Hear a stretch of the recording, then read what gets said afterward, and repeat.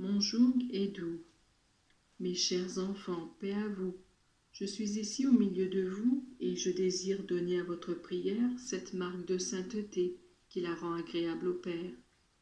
Ne vous laissez pas impressionner par cette mauvaise volonté qui vous prend parfois et qui est la conséquence de la fatigue ou de la chaleur de l'été que vous supportez mal. Pourvu que ne manquent pas la foi et l'amour, tout est bien, et souvent vos faiblesses deviennent ce sacrifice qui donne du prix à vos paroles. Mes enfants, la vie du chrétien est une loi à observer, c'est un témoignage à donner, c'est aller à contre-courant, c'est affronter des difficultés qui souvent semblent impossibles à supporter. En un mot, être chrétien signifie endosser un joug. Mais je peux vous dire que ce mot joug, qui évoque l'idée de la servitude, de l'esclavage, de la contrainte et du travail, quand ce mot se réfère au droit que j'ai sur vous, est une chose agréable et légère. Un joug imposé peut priver de la liberté, mais moi j'appelle mes enfants à adhérer librement à ma volonté. Et c'est pourquoi tout ce qui est fait comme service se transmute en acte d'amour. Mes enfants, je vous appelle et je vous offre ce qui parfois peut sembler une couronne d'épines au lieu de celle de roses que peut offrir le monde. Mais celui qui accepte mon don ressent la joie d'appartenir à cette famille royale qui remonte à Dieu. Qu'est-ce que je demande en donnant une couronne d'épines? Je demande l'adhésion des pensées et de l'intelligence à ma volonté, à la vérité et à la sagesse éternelle, et avec cela, le renoncement à son propre moi, à l'orgueil, à la suffisance qui est la source de tout mal, et la cause de grandes ruines spirituelles et morales. Quand les prêtres acceptent mon joug, la couronne d'épines, ils s'exercent dans la pratique de l'humilité et ils restent dans la vérité.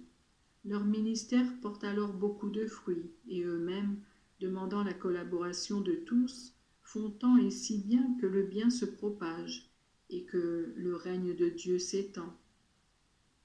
Quand les parents acceptent mon joug, ils vivent sereins parce que le sacrifice ne les effraie pas, et les enfants réjouissent leur table et leur cœur. Des parents saints sanctifient la famille et l'obéissance marche de pair avec l'harmonie et l'ordre.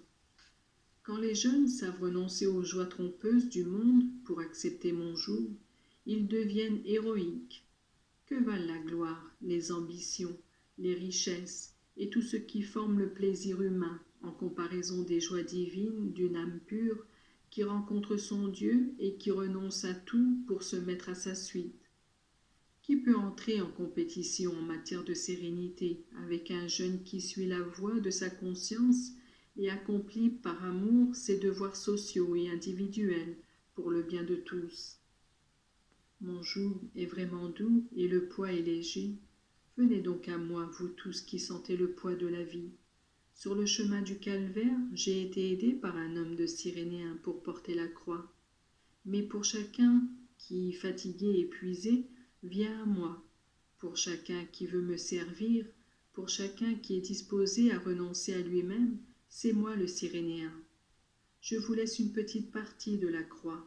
Je mets tout sur mes épaules, désirs, préoccupations, ce qui vous inquiète et ce qui vous donne de la joie, pour diviniser chaque chose, pour que tout fasse partie de mon dessein de rédemption. De cette manière, la vie chrétienne doit se perfectionner et devenir une école pour les autres, pour ceux qui ne croient pas et ne comprennent pas. Je veux que tous vous portiez le joug de ma loi et de ma volonté, parce que seulement ainsi vous aurez le bonheur complet dans le ciel, et cette sérénité qui est paix, qui est grâce et qui est musique divine même dans cette vie.